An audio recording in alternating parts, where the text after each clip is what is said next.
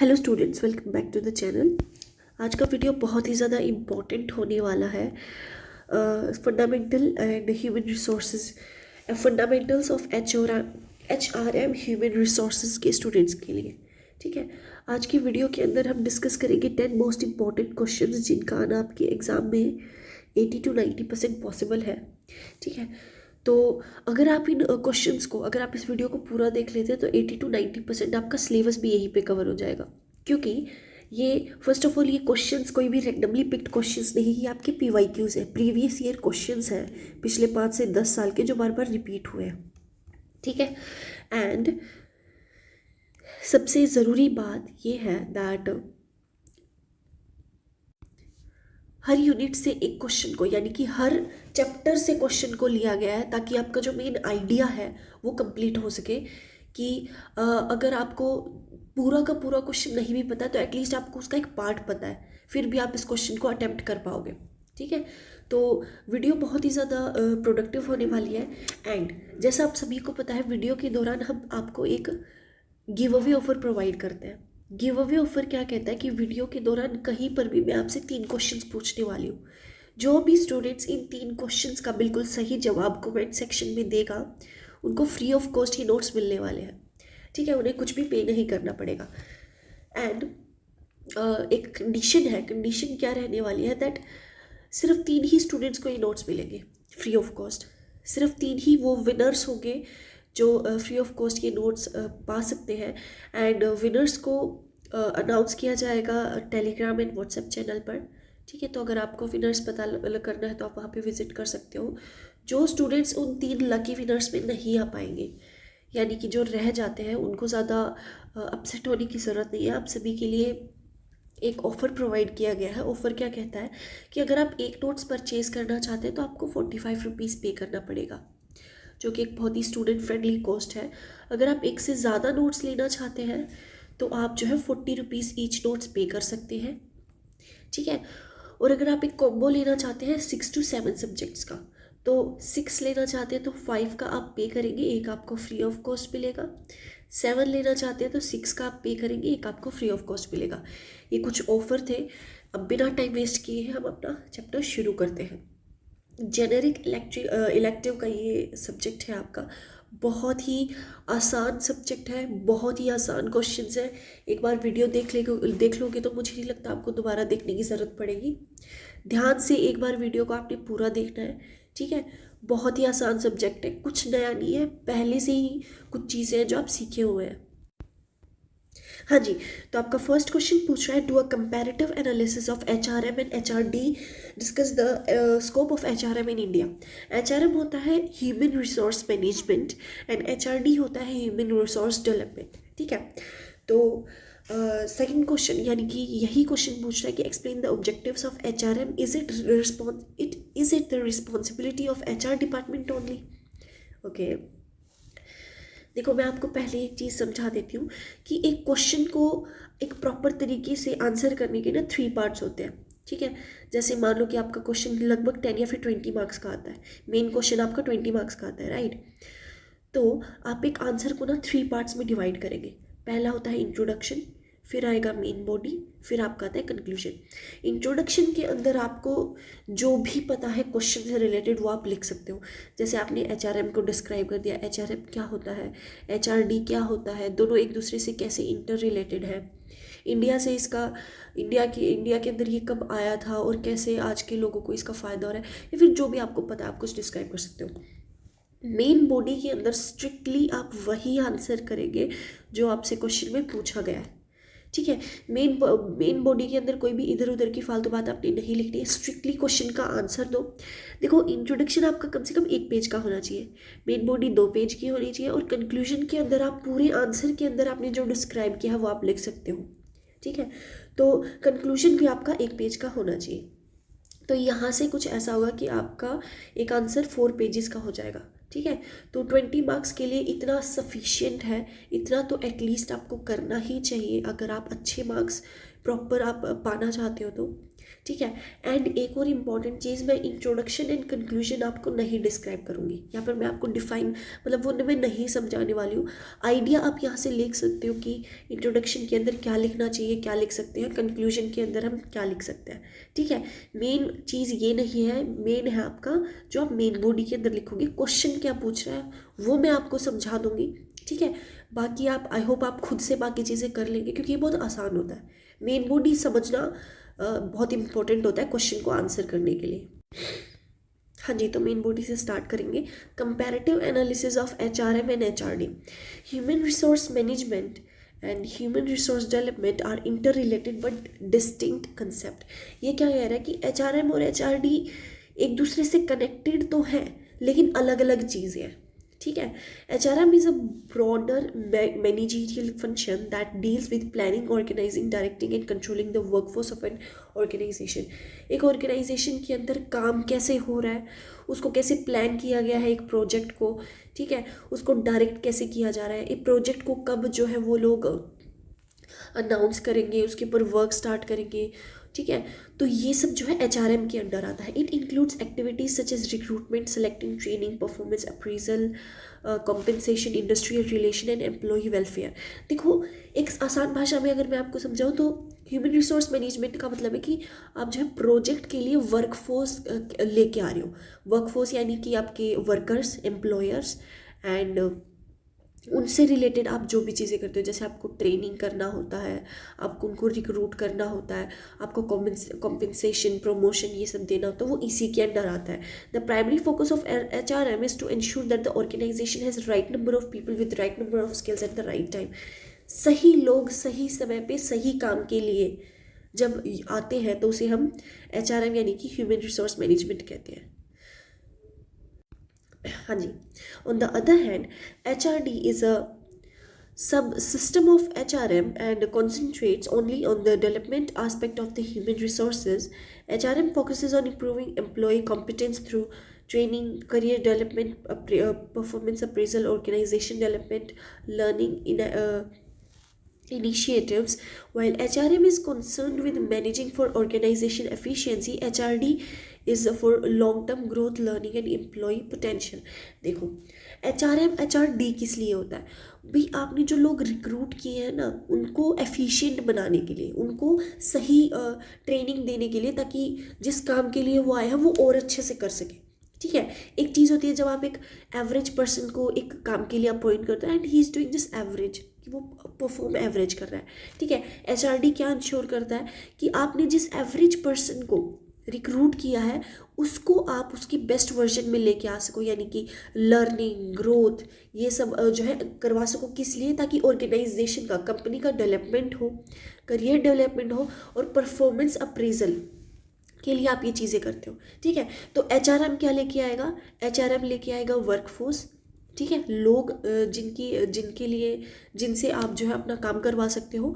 और HRD focus करता है कि जिन लोगों को आप लेकर आए हैं उन लोगों को आप और एफिशिएंटली काम करवा सको ट्रेनिंग और करियर डेवलपमेंट के द्वारा, ठीक है। In short HRM is more administrative and operational in nature. HRM administrative और ऑपरेशनल होता है, whereas HRD is development and future oriented, both together contribute to the organizational effectiveness and employee satisfaction. Objectives of human resource management. Objectives क्या रहेंगे? Organizational objectives.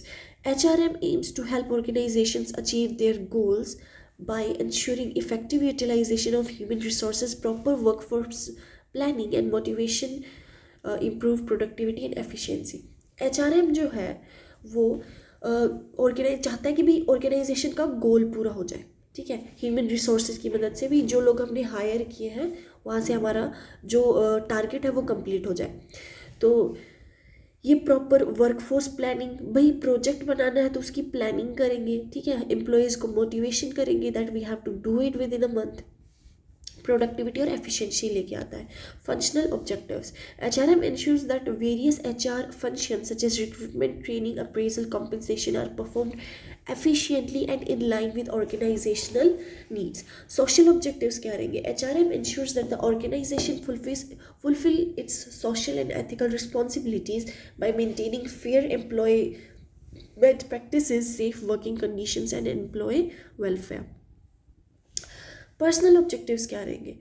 HRM helps employee achieve their personal goals such as career growth, job satisfaction, recognition and work-life balance, thereby increasing commitment and loyalty. HRM जो है वो मतलब कि employ के personal goals को भी अचीव करने में मदद करता है। वहाँ से क्या होगा कि जॉब सेटिस्फेक्शन आएगी।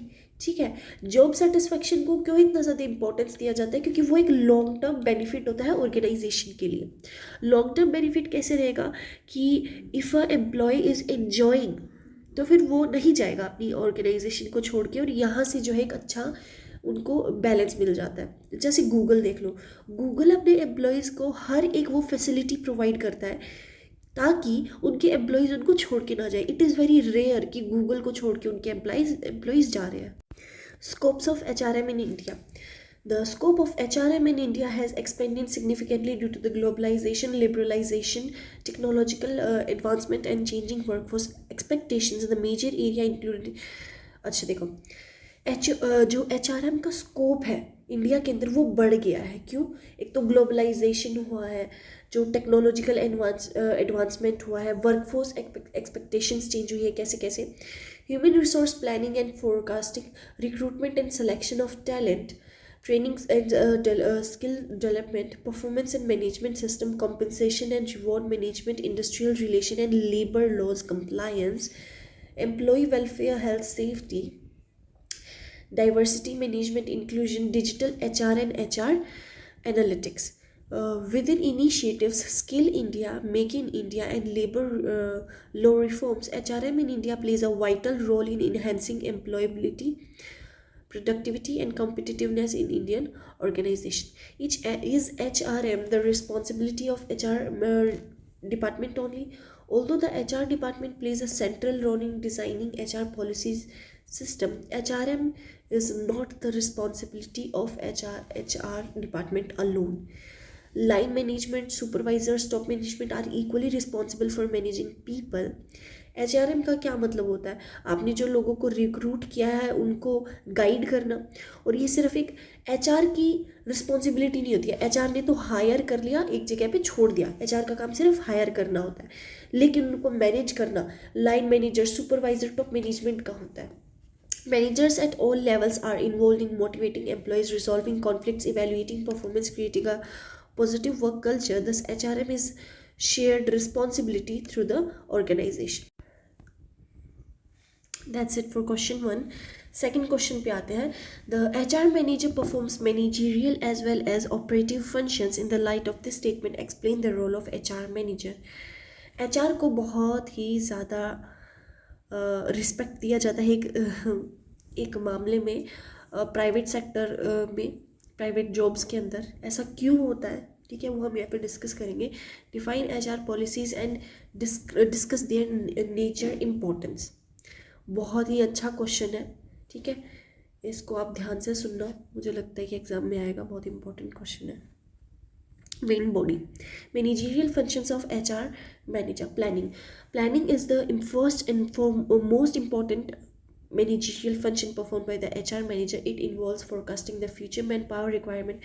देखो HR को आपने बहुत बार सुना होगा, वो रिक्रूट करते हैं, राइट? जॉब देना HR का काम होता है कि किसको रिक्रूट करना है, किसको रिक्रूट नहीं करना है, ये HR डिसाइड करता है।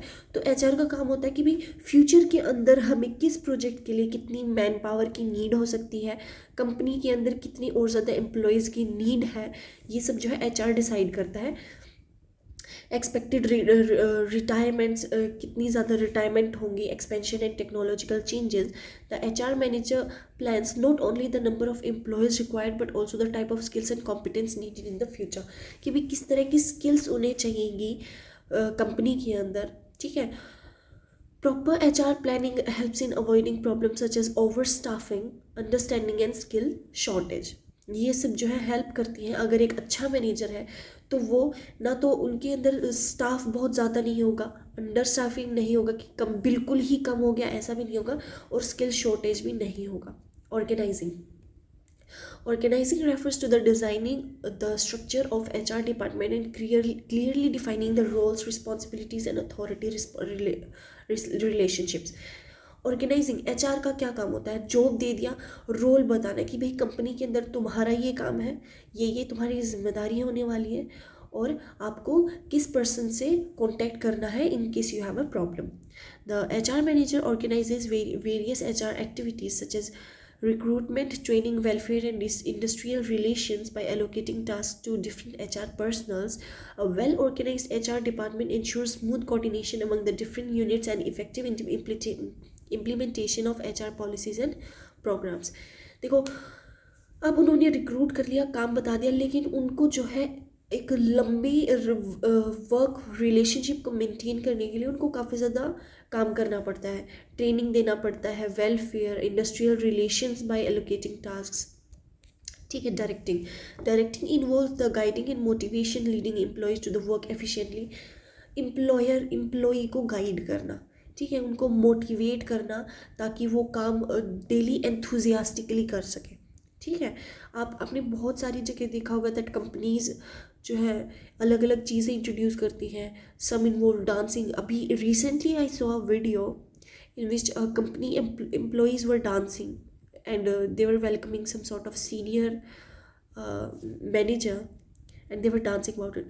So ये एक तरीका होता है लोगों को मोटिवेटेड रखने का, उनको हैप्पी रखने का, सो दैट जॉब सेटिस्फैक्शन आए और कोई भी किसी भी एम्प्लॉय का जॉब छोड़कर जाने का, रिज़ाइन करने का रिस्क ना रहे. Manager plays a key role in motivating employees through effective communication, leadership, incentives, counselling. By maintaining discipline, resolving conflicts, and promoting a positive work culture, the HR manager ensures high morale and committing among employees. हाँ जी. Controlling involves monitoring and evaluating HR activities to ensure they are carried out according to the plans. उनका ये काम भी होता है कि जो काम एम्प्लॉय को बताया गया है वो टाइम से पूरा होना चाहिए. ठीक है.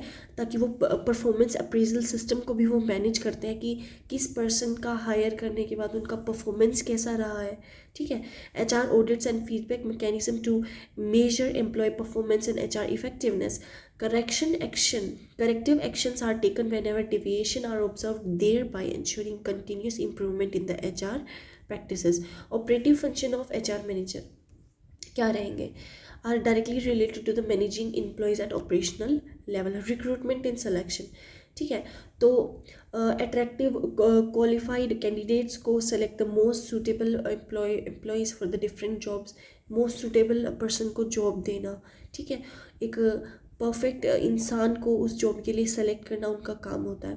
ठीक है. जॉब एनालिसिस, एडवर्टाइजिंग के वैकेंसीज भी, वैकेंसीज खाली हो जाए तो आपको पता है भी, ये सब HR का काम होता है कि जॉब देना, अगर उनको ओवर स्टाफ हो जाए तो उनको निकालना भी होता है. ठीक है.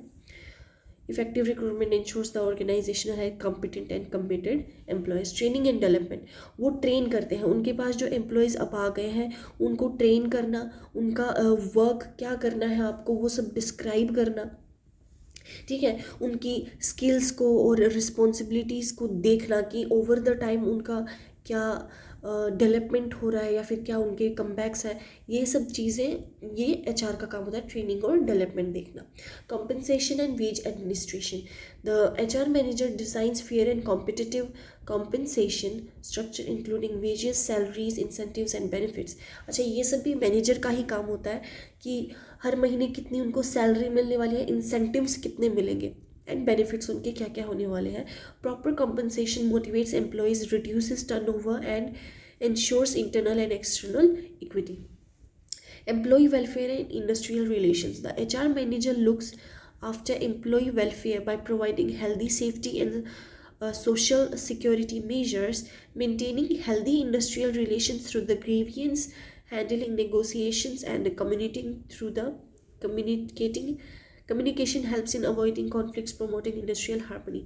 Employee welfare को कैसे करेंगे कि एक अच्छी हेल्दी रिलेशनशिप कंपनी के अंदर हो एम्प्लॉय की एंड एम्प्लॉयर की, ठीक है। नेगोशिएशंस को अच्छे से हैंडल करें, कम्युनिकेशन अच्छी रहे लोगों के अंदर, तभी एक हेल्दी एनवायरनमेंट हो पाएगा। HR policies meaning. HR policies are formal statements that provide qualities for managing human resources in an organization.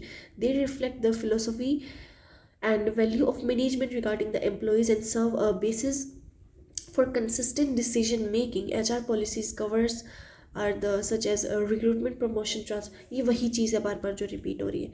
Nature of HR policies, the HR policies are general guidance rather than rigid rules allowing flexibility in decision making. They ensure uniformity, consistency and handling employee related matters. HR policies are dynamic and can be revised according to the HR की policies जो हैं वो ऐसा नहीं है कि कुछ strict है कि यही ही रहेंगी, नहीं, वो फ्लेक्सिबल होती है, ओवर द टाइम उनको चेंज किया जाता है। HR की रिस्पॉन्सिबिलिटीज़ बढ़ भी जाती है, कभी कभी उनको कम भी कर दिया जाता है। तो it is entirely dependent on the organization. Importance of HR policies. HR policies play a crucial role. भाई क्रूशियल रोल होता है क्योंकि वही तो लोगों को रिक्रूट करते हैं और उनको ट्रेनिंग देते हैं, उनका परफॉर्मेंस रिव्यू करते हैं। कंपनी के लिए बहुत ज़्यादा बेनिफिशियल होता है ये, ताकि वो पता लग सके कि भी किस एम्प्लॉय को उन्हें कितना ज़्यादा वैल्यू देना है। अगर कोई पर्सन बहुत ही ज़्यादा स्किल्ड है तो उसको जो है बहुत ही ज़्यादा इन्हेंस किया जाता है और उसको जो है प्रमोट किया जाता है, so that the person develops and वो अपने जैसे और ज़्यादा पर्सनस को लेके आ सके एंड बहुत ही इफेक्टिवली वो काम कर सके, ठीक है। हाँ जी, अब हम थर्ड क्वेश्चन से स्टार्ट करेंगे। Define workplace diversity, why is it posing challenge to the value to the various organizations, ठीक है। हाँ जी, तो हम मेन बॉडी से स्टार्ट करेंगे। Meaning of workplace diversity. Workplace diversity का क्या मतलब होता है? जब एक ऑर्गेनाइजेशन या फिर कंपनी के अंदर अलग अलग तरह के लोग, कास्ट हो गया, उनका रिलीजन हो गया, उनकी लैंग्वेज हो गई, उनका एजुकेशन बैकग्राउंड हो गया, ठीक है, उनका मतलब सोचने का तरीका हो गया, अलग अलग कंट्रीज से आना, ये सब जो है वर्क प्लेस डाइवर्सिटी का मतलब होता है। जब एक वर्क प्लेस के अंदर, एक कंपनी के अंदर जब डाइवर्सिटी होती है, अलग अलग तरह के लोग आते हैं, तो वहाँ से नई न्यू आइडियाज़ हमेशा आते हैं, ठीक है। एम्प्लॉयज़ को लर्न करने का मतलब कि लर्न करने का एक मौका मिलता है, ठीक है, और यहाँ से क्रिएटिविटी बढ़ती है, प्रॉब्लम सॉल्विंग एबिलिटीज़ आती है। हाउएवर, अगर इन चीज़ों को अच्छे से मैनेज ना किया जाए तो मिसअंडरस्टैंडिंग और कॉन्फ्लिक्ट्स भी बहुत ज़्यादा हो सकते हैं, ठीक है। Why workplace diversity poses a challenge to the organization. Organization के लिए चैलेंजिंग क्यों होता है? Communication problem. हर एक पर्सन का कुछ अलग अलग लैंग्वेज होता है, तो it is difficult for them to communicate with each other, ठीक है। कॉन्फ्लिक्ट्स एंड डिस्क्रिमिनेशन, अलग अलग वैल्यूज़ के लोग आते हैं। फॉर एग्जांपल, तमिलनाडु में ये एक हाइपोथेटिकल सिचुएशन है and it is not true, but I am giving you an example. Tamil Nadu के अंदर हम मान सकते हैं दैट स्टॉप जो है, stop is a simple word that you just have to stop, ठीक है। लेकिन विशाखापट्टनम के लोगों के लिए stop word is very disrespectful and similar to a curse. तो यहाँ से क्या होगा? दीज पीपल वेल, अब यहाँ से कॉन्फ्लिक्ट आएंगी, मिसअंडरस्टैंडिंग्स क्रिएट होंगी, ठीक है। कॉन्फ्लिक्ट आएंगी तो वर्क के ऊपर असर पड़ेगा, people will not work properly. तो ये एक बहुत बड़ा डिसएडवांटेज होता है रेजिस्टेंस टू चेंज। कुछ लोग जो है, some employees may resist working with people, अलग अलग बैकग्राउंड के लोगों के साथ वो काम नहीं करना चाहते हैं। हो सकता है कुछ भी सिचुएशन हो सकती है, फॉर एग्जाम्पल दैट उनका स्टेटस कम हो जाएगा और वो काम कर लेंगे। It is a stereotype, but ये बहुत ही ज़्यादा बड़ा एक चैलेंज होता है। मैनेजमेंट कॉम्प्लेक्सिटी, अगर जो है एक डाइवर्स वर्क फ्लोस को अगर कोई मैनेजर अच्छे से मैनेज नहीं करेगा, ठीक है, तो क्या होगा? सेंसिटिविटी विच इंक्रीजेज मैनेजरल रिस्पॉन्सिबिलिटी। तो यहाँ से जो है एम्प्लॉय डिससेटिस्फेक्शन आएगा अगर अच्छे से मैनेज नहीं किया जा रहा है तो, and people are going to have conflicts और वहाँ से फिर काम नहीं होगा। तो एक बहुत बड़ा नेगेटिव पॉइंट है। Meaning of employ counselling. Employ counselling refers to the systematic process through which employees are helped to understand and solve their personal, emotional and work related problems. Employ counselling का मतलब होता है जब employees को एक person help करता है। देख बहुत सारी कंपनीज़ के अंदर आपने देखा होगा काउंसलर को भी हायर किया जाता है प्रॉब्लम्स को सॉल्व करने के लिए, मेंटल एंड इमोशनल एक वो होता है ना कि दैट उनको साथ देने के लिए, उनको वो प्रॉब्लम सॉल्व करने के लिए, उनको समझने के लिए, ठीक है। It involves a confidential supportive relationship between counselor and the employee aimed at improving mental well-being and job performance को अच्छा करता है और एम्प्लॉय का मेंटल वेलबींग को भी आज के टाइम पे बहुत ज़्यादा इंपॉर्टेंस दिया जाता है ताकि वो स्ट्रेस के साथ कोप कर सके, anxiety, frustration, career confusion and interpersonal issues. Need for employ counselling in organization क्यों होता है? ताकि जो एम्प्लॉयज़ हैं उनको जो स्ट्रेस हो रहा है, वर्क प्रेशर हो रहा है, इमोशनल प्रॉब्लम उनसे डील करने के लिए, ठीक है। To improve job satisfaction and morale, job satisfaction अच्छा करवाने के लिए एक कंपनी की रेपुटेशन होती है। आज के टाइम पे गूगल, माइक्रोसॉफ्ट, लोग कितना ज़्यादा people fight for their jobs, right, बहुत ज़्यादा उनकी वैल्यू है। हार्वर्ड एजुकेटेड जो लॉयर्स हैं उनकी भी एक वैल्यू है। तो ये क्या होता है, एक मोरल सेट कर रखा है that these companies are best, जहाँ से उनकी जॉब सेटिस्फैक्शन वो बढ़ जाती है। To reduce absenteeism and turnover and conflicts, turnover बढ़ाने के लिए एब्सेंटिज्म, एम्प्लॉयज़ का कंपनी के अंदर रेगुलरली आना बहुत ज़रूरी है ताकि कोई छुट्टी ना मार ले। यहाँ से एम्प्लॉय परफॉर्मेंस बढ़ेगी और प्रोडक्टिविटी बढ़ेगी। To promote mental health and a positive work environment, ठीक है। मेथड ऑफ एम्प्लॉय काउंसलिंग क्या क्या होते हैं? एक डायरेक्टिव काउंसलिंग होती है। In this method the counsellor plays an active role by identifying the problem and suggesting a solution. यहाँ पर काउंसलर जो है, कभी कभी होता है that you don't know why you are upset, sometimes आपको पता ही नहीं होता कि आप स्ट्रेस में क्यों हो। तो यहाँ पर एम्प्लॉयज़ को जब भी ऐसी प्रॉब्लम आती है तो काउंसलर उनको नोटिस करता है, फिर उनको प्रॉब्लम बताता है और उसका सॉल्यूशन बताता है। Non directive counselling, here the employee is encouraged to express feelings freely while the counselor acts as a listener and guide। यहाँ पर नॉन डायरेक्टली काउंसलिंग के अंदर जो एम्प्लॉय है उसको बोला जाता है that you can express your feelings freely, और फिर वो उसको हेल्प करता है उन चीज़ों के साथ कोप करने के लिए। Participative counselling, this method involves problem solving by both the counsellor and the employ. दोनों का इस चीज़ के अंदर इंटरेक्शन होता है, दोनों मिलके प्रॉब्लम का सॉल्यूशन निकालते हैं। ग्रुप काउंसलिंग, ग्रुप काउंसलिंग के अंदर होता है कि एक ग्रुप के अंदर जब लोगों को एक दूसरे से प्रॉब्लम हो या फिर कुछ चीज़ें मिसअंडरस्टैंडिंग्स हो रही हो उनके बीच में, तो उनको काउंसलर जो है मोटिवेट करता है दैट सॉल्व द प्रॉब्लम्स, ठीक है। तो म्यूचुअल सपोर्ट और ग्रुप के अंदर अंडरस्टैंडिंग बढ़ती है। हाँ जी। Define recruitment, what are the various external and internal sources of recruitment, discuss with the help of examples. बहुत ही आसान क्वेश्चन है ये, तो आपको वैसे भी पता होगा, जिस भी पर्सन को थोड़ा बहुत आइडिया है वहाँ से आप कर सकते हो। What is recruitment? Distinguish between recruitment and selection. Meaning of recruitment. Recruitment का मतलब होता है, ये एक प्रोसेस होता है of searching prospective employees and encouraging them to apply for jobs in an organization. ये कैसे किया जाता है? जो उनके लिए पैम्पलेट्स निकाले जाते हैं, न्यूज़पेपर के अंदर जॉब वैकेंसीज़ को दिखाया जाता है, ठीक है। वेबसाइट्स के ऊपर एड्स जो है वो निकाली जाती हैं candidates so that the organization chooses the best talent। recruitment is a positive process because it motivates people to apply for the employment। एक पॉजिटिव प्रोसेस होता है क्योंकि ये लोगों को मोटिवेट करता है एम्प्लॉयमेंट के लिए। इंटरनल सोर्सेज क्या रहते हैं? प्रमोशन किया जाता है, employees are promoted to higher positions based on the performance and work experience. A senior clerk promoted to the office manager. Transfer, employees are transfer from one department to the another, उनकी effectiveness को बढ़ाने के लिए। Employ reference, existing employees recommended to suitable candidates. Internal recruitment boosts employee morale, saves time and cost and provides career growth opportunities। External sources क्या रहेंगे? Advertisement निकाली जाती हैं जॉब के लिए, एम्प्लॉयमेंट एक्सचेंजेस किया जाता है, government agencies that provide job seekers, educational institutions, campus recruitment from college, college से डायरेक्टली उनको जॉब दिया जाता है, ठीक है। Recruitment agencies, professional consultants support the skill man power. तो डिफरेंस क्या रहेगा रिक्रूटमेंट और सिलेक्शन के अंदर?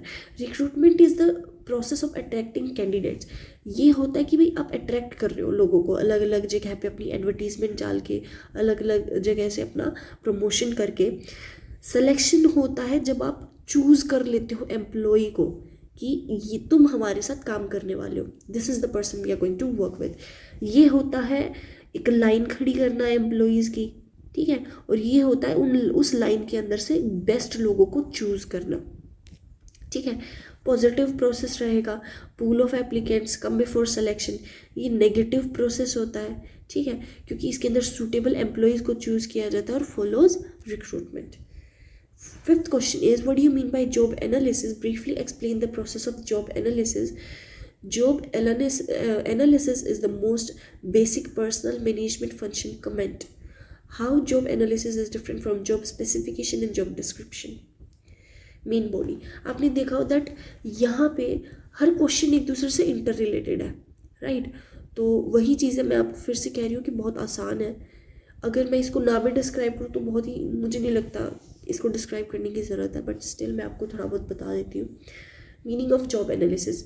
Job analysis refers to the systematic process of collecting, analyzing and evaluating information related to the specific job. इसका मतलब होता है कि इंफॉर्मेशन, एक स्पेसिफिक जॉब के लिए इंफॉर्मेशन कलेक्ट करना, ठीक है, उसको एनालाइज करना, सिंपल भाषा में भाई ये जॉब कहाँ की है, कैसी है, इसके अंदर क्या करना पड़ेगा, सैलरी क्या रहेगी, कितने दिन की छुट्टी मिलेगी। होता है ना, जब आप एक गवर्नमेंट जॉब के लिए सर्च करते हो तो आप देखते हो दैट यहाँ पे मुझे क्या काम करना पड़ेगा, क्या क्या डिपार्टमेंट्स होते हैं, तो ये वही चीज़ ही होती है। It focuses on the content of the job rather than personal characters of employee performing it. Job analysis helps in identifying what work is done, how it is done, ठीक है, क्या क्या qualifications चाहिए होती हैं उस job को पाने के लिए. It provides clarity about job roles and ensuring the employees clearly understand their responsibilities. Because it supports almost every HR activity, job analysis occupies a central position in the human resource management. Job analysis is the most basic personal function.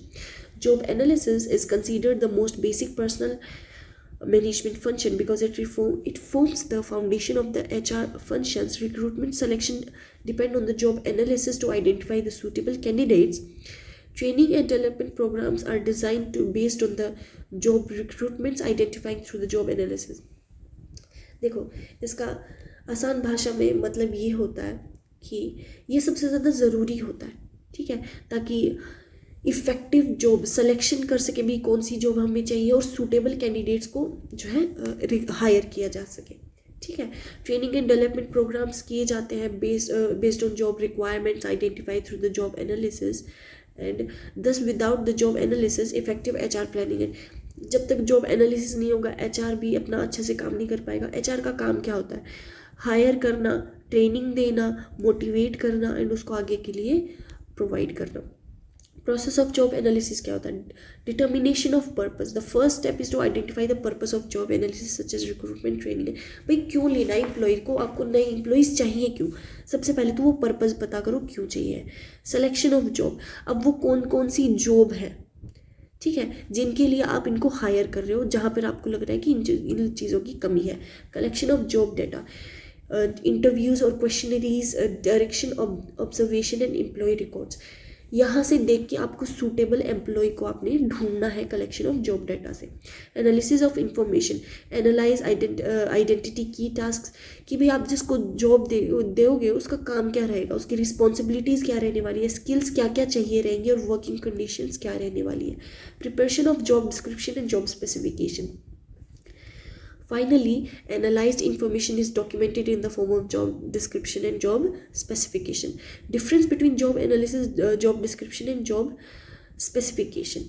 Job analysis is the overall process of studying, gathering information about a job. Job description is written in statement that is describes the duties, responsibilities, working conditions and the authority related to the job. Job specification, on the other hand, specifies minimum qualifications, skills, experience, and personal qualities required to perform the job effectively. In simple terms, job descriptions tells what the job is. Job description बताएगा कि job क्या है और specification होता है कि भी कौन इस job को कर सकता है। हाँ जी, तो अब हम आगे चलते हैं। क्वेश्चन नंबर 6 डिस्कस करने से पहले मैं आपको वो 3 मेन इंपॉर्टेंट क्वेश्चंस आपको बता देती हूँ जिनकी मदद से आप फ्री ऑफ कॉस्ट नोट्स ले पाएंगे। Your first question is define HRM। HRM को डिफाइन करना है। Second question is define HRD, ठीक है। And your third question is what is the relationship between HRM and HRD,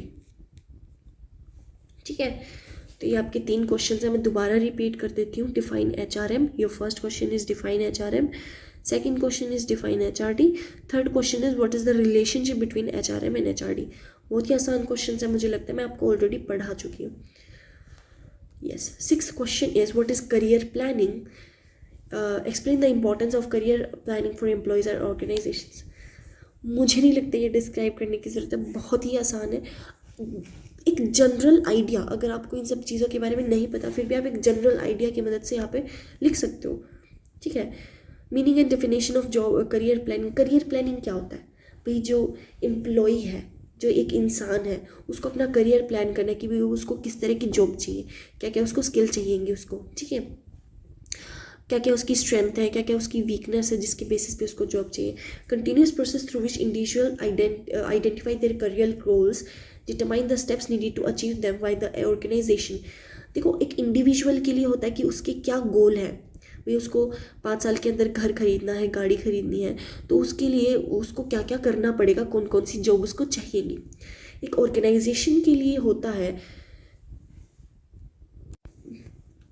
एक ऑर्गेनाइजेशन क्या करती है, ये करियर, ये जो है अपॉर्चुनिटीज़ और सपोर्ट प्रोवाइड करती है करियर ग्रोथ के लिए। It involves assessing employ skills, interest, strength, potential and matching them with the suitable job roles and career paths within the organization. Career planning is future oriented and aims at both at personal development and the organizational success. Importance of career planning for employees. Career planning is highly beneficial for employees in several ways. Employees के लिए अलग अलग तरीके से ये बहुत ज़्यादा मददगार होती है. It helps employees understand their career goals clearly, कि भी उनको करना क्या है, क्या चाहिए उनको लाइफ में, and motivates them to improve their performance. Performance improve करेंगे तभी उनको जॉब के अंदर जो है प्रमोट किया जाएगा, ठीक है, उनको पैसा ज़्यादा मिलेगा। Through career planning employees get opportunities for training, skill development and career advancement. It increases job satisfaction by providing a sense of direction and purpose. Career planning enhances job confidence and reduces stress related to the job insecurity, while employees see a growth opportunities within the organization and their commitment and loyalty. ठीक है. Improvement of career planning for organization. Career planning is equally important for organization. ये organization के लिए भी उतनी ही ज़रूरी होती है जितनी एक इंडिविजुअल के लिए होती है. It helps in identifying the end developing talented employees for future leadership positions. ये आइडेंटिफाई करती है कि हमने जिन लोगों को हायर किया है उनमें से कितने लोग जो है वो लायक होती है लीडरशिप पोजीशंस के लिए, ठीक है. उनके अंदर स्किल्स को बढ़ाया जाता है, उनको प्रमोट किया जाता है, उनको जो है काउंसलिंग दी जाती है that they should be the leaders. Through effective career planning organization can reduce employ turnover and retain skilled manpower, ठीक है. It improves productivity by placing the right people in the right jobs. Career planning, सही इंसान को सही job देना, ये एक बहुत ही ज़्यादा ज़रूरी होता है ऑर्गेनाइजेशन के लिए. किस इंसान को प्रमोट करना चाहिए, कौन लीडरशिप रोल्स के लिए लायक है, ये सब आइडेंटिफाई करना और उन लोगों को प्रमोट करना, उनको जो है सेशंस देना, ट्रेनिंग देना कि वो लोग कैसे अपनी उन स्किल्स को और ज़्यादा अच्छे से बढ़ा सकते हैं, ठीक है. Role of employees in career planning, क्या रोल होएगा. Employ plays an active role in their own career planning. Active role play करते हैं. They must assess their interest, abilities and career aspirations honestly. Employees should set realistic career goals and continuously work towards improving their skills and knowledge. उनको अपनी skills और knowledge को बढ़ाने के लिए continuously काम करना पड़ता है. Seeking feedback, participating in training programs and maintaining good performance are essential for responsibilities of employees in career planning. Role of management in career planning, क्या मैनेजमेंट का रोल होता है. ये जो है एक सपोर्टिंग और गाइडिंग रोल होता है करियर प्लानिंग के लिए. इसके लिए क्या प्रोवाइड करना चाहिए? Career path, training and development opportunities and fair performance appraisal systems. Management should offer career counseling and mentoring to help employees make informed decisions by identifying employee potential and encouraging growth. भी आपने देख लिया था इस organisation के अंदर एक x person जो वो बहुत अच्छा परफॉर्म कर रहा है एंड वो और लोगों की मदद भी कर रहा है, तो वहाँ से आप उसके अंदर पोटेंशियल देखते हो, ठीक है. Yes. Seventh question is there any relationship between induction socialization? How is it beneficial to the employees and the organization? Describe various type of interviews used for the selection of employees. देखो socialization और induction जो induction है वो organization and employee से related है. कि socialization कि that if a person is introvert और extrovert उसका क्या relation रहेगा कंपनी के साथ, उसका क्या मतलब कि फ़ायदा या नुकसान होता है कंपनी के लिए, और कैसे इंडक्शन जो है इम्पॉर्टेंट रहेगा, and how is it beneficial to the employee और द ऑर्गेनाइजेशन. वेरियस टाइप अलग अलग इंटरव्यूज़ जो है एक जॉब के लिए अलग अलग इंटरव्यूज़ क्यों किए जाते हैं और उनका क्या पर्पज़ होता है, ठीक है. ये अब हम इस क्वेश्चन के अंदर डिस्कस करने वाले हैं. तो हम मेन बॉडी से स्टार्ट करेंगे. Meaning of induction and socialisation. Induction refers to the formal process of introducing a newly appointed employee to the organisation.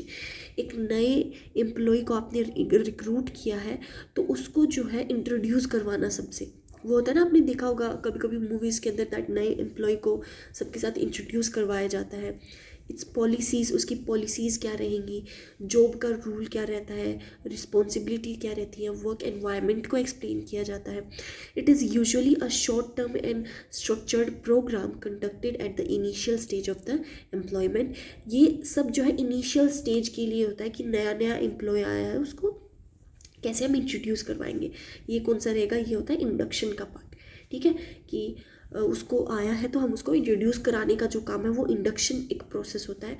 Socialise जो होता है is a broader and continuous process through which employee learns values. ये जो है induction होता है सिर्फ starting का पार्ट. सोशलाइजेशन चलता है जब तक वो कंपनी के अंदर है, जब तक वो ऑर्गेनाइजेशन में है तब तक, ठीक है. इसके अंदर क्या होता है कि एम्प्लॉय सीखता है वैल्यूज़ को, नॉर्म्स को, कल्चर को, expected behaviour of the organisation. It helps employees become accepted and member of the organisation over the time. ये क्या होता है, ये लोगों के साथ इंटरेक्ट करने का तरीका. भाई आप जो जॉब कर रहे हो, आप जहाँ पे जो जॉब कर रहे हो उसके अंदर आपका लोगों के साथ रिलेशनशिप कैसा है, इन चीज़ों को जो है आइडेंटिफाई करना. Relationship between induction and socialisation.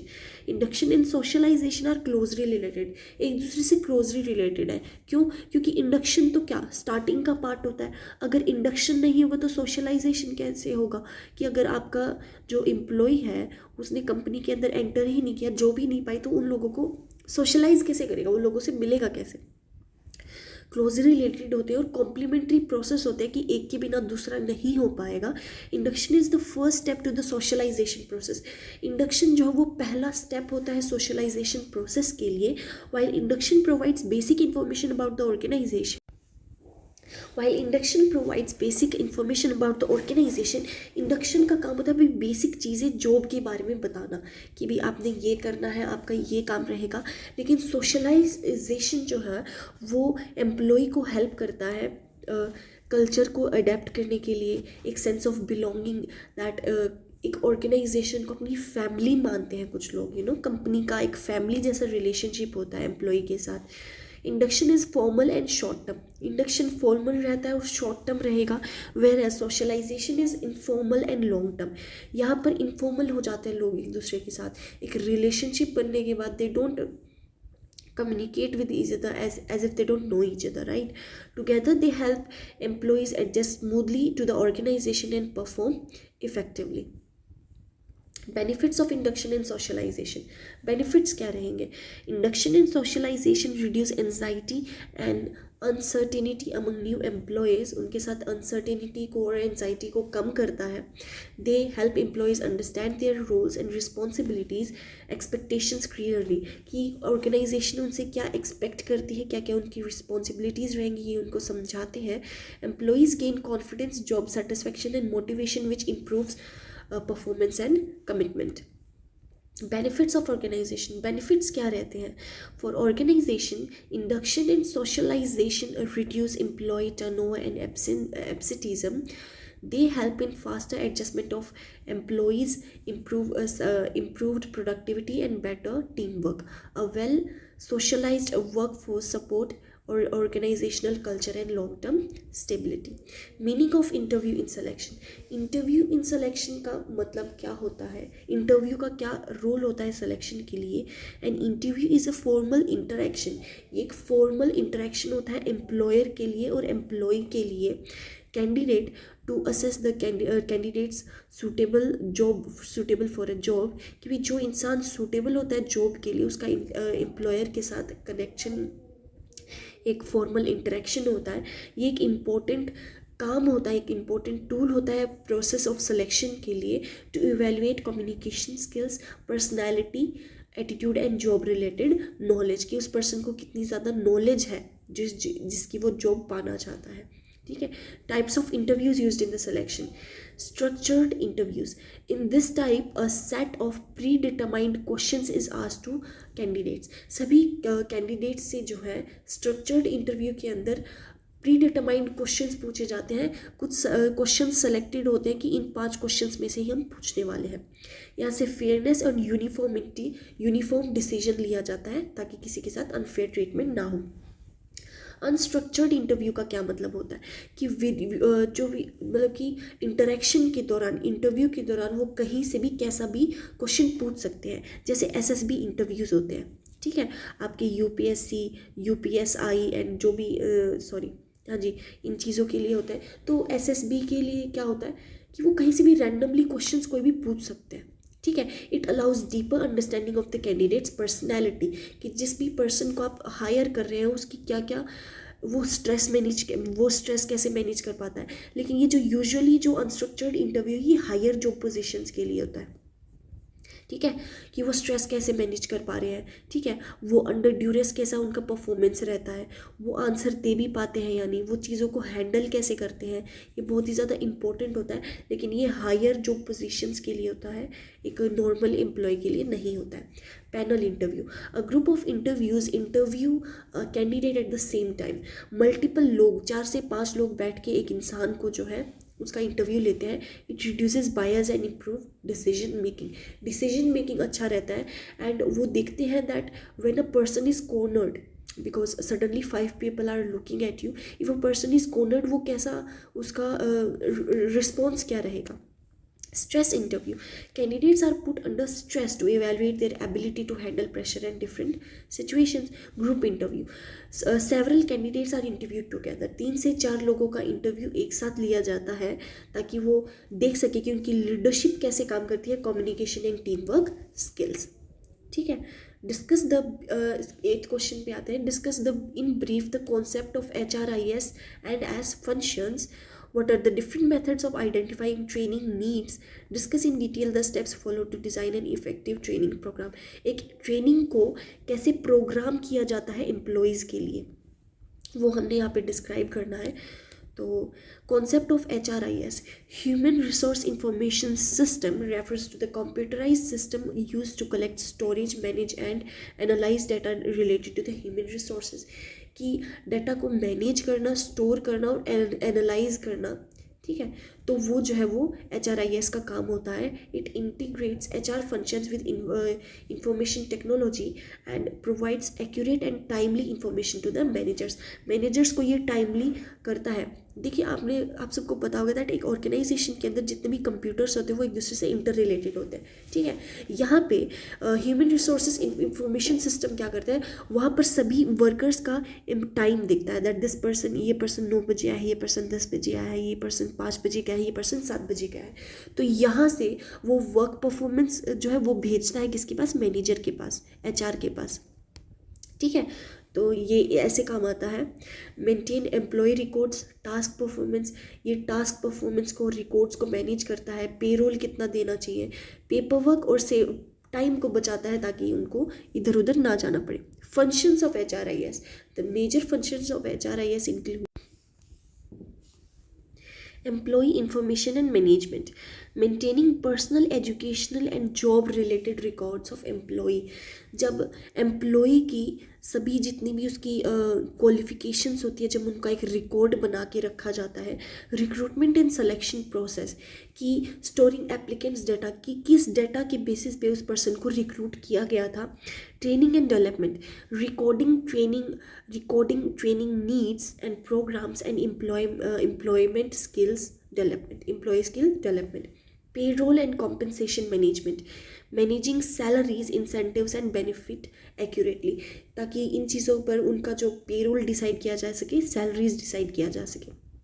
Performance appraisal, storing appraisal data and generating performance reports. HR planning and decision support, providing data for workforce planning and policy formulation. Methods of identifying training needs, कैसे पता लगता है कि किस employ को training की ज़रूरत है या नहीं है. Identifying training needs is the first step in designing an effective training programme. Common methods क्या होते हैं? Organisational analysis, identifying training needs based on the organisational goals and future plans. Organisation के फ्यूचर प्लान्स को लेकर जो है training को किया जाता है, कभी कभी स्ट्रेस एंजाइटी को मैनेज करने के लिए, बिकॉज दे नो कि इस प्रोजेक्ट के लिए बहुत ज़्यादा स्ट्रेस एम्प्लॉयज़ को लगने वाला है. Examining job analysis, examining job requirements to identify skill gaps. जो स्किल्स उनके पास नहीं है वैसे लोग उनको चाहिए रहेंगे, तो उनको क्या क्या प्रोसेस अप्लाई करना पड़ता है. Performance appraisal, using appraisal results to identify employee weaknesses, employee feedback and survey, collecting opinions and suggesting from employees. ठीक है. Observations and interviews, directly observing employees on their interviewing supervisors to identify training gaps. Steps in designing and effective training programme, क्या क्या steps लिए जाते हैं. Identifying for training objectives, objective क्या क्या रहने हैं, क्या क्या एम उनको अचीव करना है. डिज़ाइनिंग ट्रेनिंग कंटेंट, क्या क्या कंटेंट उनको चाहिएगा, क्या क्या चीज़ें उनको डिस्क्राइब करनी पड़ेंगी. Selection of training methods, choosing and suitable methods such as lecturers, workshops और on the job trainings, that is learning. Implementation of training, conducting training programs effectively as per the schedule. Evaluation of training, assessing the effectiveness of training by measuring the improvement in the performance. जी, 9th question पे आते हैं. Define social security, explain its significance in the context of Indian environment. Social security क्या होता है? ठीक है. What are the challenges before human resources management in the current times, discuss. बहुत ही आसान क्वेश्चन है. Meaning and concept of social security. Social security refers to the measure and programs designed to provide financial protection and social support to the individual. एक individual के लिए आपने देखा हो that some corporate companies provide financial loans, वो loans भी provide करते हैं अपने एम्प्लॉयज़ के लिए. Social support to individuals against the life contingencies, जैसे कि सिकनेस हो गया, मिटर्निटी हो गया, disability, old age, unemployment and death. ये सब जो है कुछ चीज़ें, इंसेंटिव्स होते हैं जो सोशल सिक्योरिटी के लिए कंपनीज प्रोवाइड करती हैं. It aims to ensure a minimum standard of living and economic security for workers, their families. Social security includes social insurance, social assistance and employee welfare scheme provided by the government and employers. Significance of social security in the Indian context. Indian context के अंदर social security का क्या मतलब होता है? In India social security holds a great importance due to large population and high level of informal employment, poverty and income inequality. India के अंदर social security बहुत ही ज़्यादा मैटर करता है. ठीक है, क्योंकि पॉपुलेशन ज़्यादा है, इनफॉर्मल एम्प्लॉयमेंट बहुत ही ज़्यादा है एंड पॉवर्टी तो है ही है. Social security schemes such as employment provident fund, employment state insurance, pension scheme, gratuity and maternity benefits provide financial stability and protection to the workers. These measures help reduce poverty and promote social justice to improve the quality of life of employees. लोगों को ये सब जो है चीज़ें provide की जाती हैं, ये इंसेंटिव्स प्रोवाइड किए जाते हैं ठीक है, ताकि एक फाइनेंशियल स्टेबिलिटी अपनी वर्कर्स के अंदर ला सके और जॉब सेटिस्फैक्शन बढ़ा सके, ठीक है, और वहाँ से क्या रहेगा कि कंपनी की वैल्यू भी जो है वो बढ़ जाएगी। Social security also enhances employee morale, job satisfaction and loyalty which ultimately provides the productivity and industrial relation in an economic developing economic like India, ठीक है। Social security plays a vital role in its inclusion and growth and human development. Challenges before human resource management and current times, क्या क्या challenges आते हैं?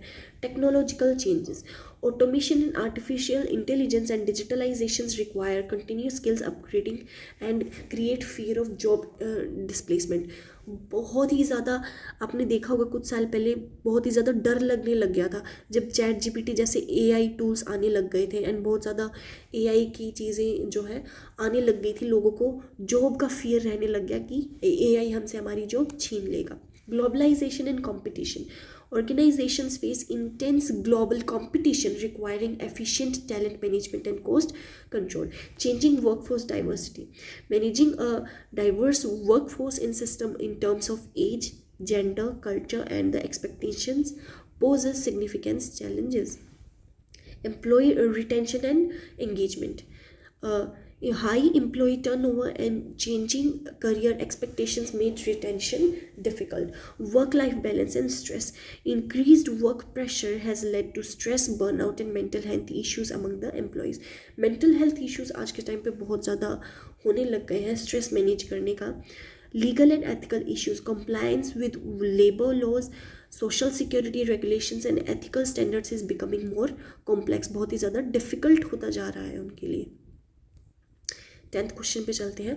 Write a short note on any two of the following: work from home, HR audit, workforce diversity and EHRM।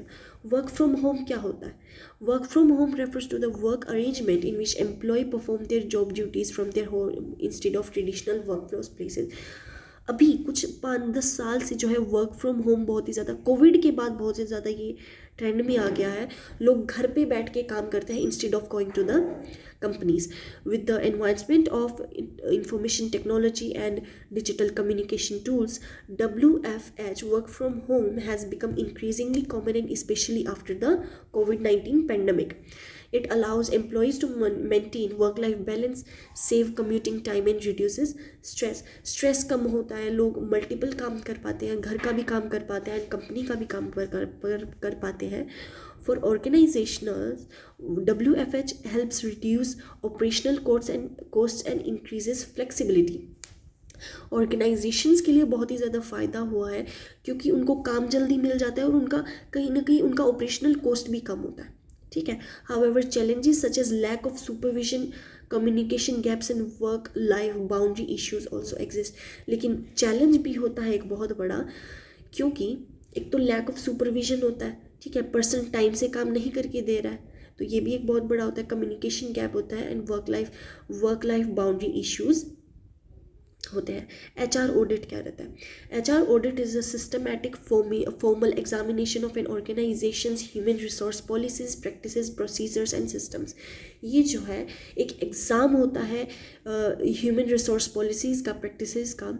It aims to evaluate the effectiveness of HR functions. ये देखता है कि HR functions क्या रहते हैं, ठीक है, HR कैसे फंक्शन कर रहा है, HR डिपार्टमेंट, ठीक है। कंप्लायंस विद लेबर लॉज, कभी कभी गवर्नमेंट आके चेक करती है दैट लेबर लॉज अच्छे से प्रोवाइड किए जा रहे हैं कि नहीं। एक होता है that 8 hours a day is एक नॉर्मल वर्क टाइम होता है जिसे गवर्नमेंट अप्रूव करती है, लेकिन जो ज़्यादा करते हैं वो जो है डिसअप्रूव किया जाता है अगर उसका जो सैलरी है वो कम हो तो। Identify gaps and inefficiencies and areas for improvement in HR management. कहाँ पर इम्प्रूव किया जा सकता है? It enhances accountability, improves HR performance. देखो HR परफॉर्मेंस जो है अच्छी होना क्यों ज़रूरी होता है? क्योंकि यहीं से तो मैं आपको पहले भी समझा चुकी हूँ दैट यहीं से तो एम्प्लॉयज़ को हायर किया जाता है, उनको ट्रेन किया जाता है। तो अगर ये HR ही डिपार्टमेंट ही अच्छा नहीं होगा तो पूरी कंपनी का जो डेवलपमेंट है वो खतरे में आ सकता है। वर्कफोर्स डाइवर्सिटी क्या कहता है? Workforce diversity refers to the presence of difference अलग अलग तरह के लोग, रिलीजन, कल्चर, एजुकेशन, एबिलिटीज़, ठीक है। यहाँ से क्या होगा, वेरिएड पर्सपेक्टिव्स आएंगे, क्रिएटिविटी आएगी, इनोवेशन आएगी, डिसीजन मेकिंग अच्छा रहेगा, ठीक है। Diversity also helps organisations better understanding and serve market diverse markets. हर तरह के अलग अलग लोग होते हैं तो वो अपनी डिमांड बता देते हैं दैट सर हमारी ट्रेडिशन के अंदर इस तरह की चीज़ें ज़रूरी होती हैं।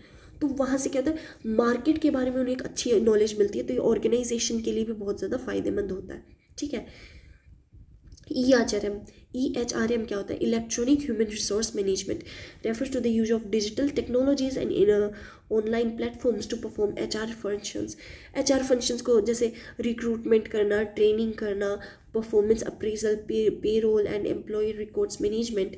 HRM improves efficiency, accuracy and speed of HR operations while reducing paperwork and administrative costs. It also helps It also enables employees and managers to access HR information easily through self-service portals. EHRM supports, देखो EHRM क्या होता है कि जो HR का काम है ना वो लगभग इलेक्ट्रॉनिक अब AI कर रहा है। जैसे भी पेरोल डिसाइड कर रहा है, एक पर्सन क्या एक मतलब कि परफॉर्मेंस देख रहा है कि भाई वो कैसे परफॉर्म कर रहा है, किस टाइम आ रहा है, किस टाइम जा रहा है, कितना काम कर रहा है, उसके बेसिस पे उनकी सैलरीज को डिफाइन करना, ये EHRM होता है बेसिकली, ठीक है। तो यहीं पे आपका ये सब्जेक्ट ख़त्म होता है। बहुत ही आसान चैप्टर है ये, 10 क्वेश्चंस, मुझे नहीं लगता इससे आसान कोई सब्जेक्ट हो सकता है। बार बार वही चीज़ें रिपीट हो रही थी, कुछ भी नया नहीं था। All the very best for ये एग्ज़ाम। एक बार वीडियो देखना काफ़ी है, और अगर आप नोट्स को परचेज़ करना चाहते हैं या फिर आपको कोई भी इन्फॉर्मेशन चाहिए है तो डिस्क्रिप्शन के अंदर आपको नंबर प्रोवाइड किया गया है, आप वहाँ पे जो है कांटेक्ट कर सकते हैं एंड आपको जो भी इन्फॉर्मेशन चाहिए वो ले सकते हैं। नोट्स बहुत ही ज़्यादा इंपॉर्टेंट है, देखो ऑनेस्टली, क्योंकि ये 10 इंपॉर्टेंट क्वेश्चंस हैं एंड यही आएंगे एग्ज़ाम में। यूजुअली जितने भी क्वेश्चंस यहाँ पे कराए जाते हैं वही एग्ज़ाम में आते हैं, तो बाकी आप देख सकते हो। All the best for your exam.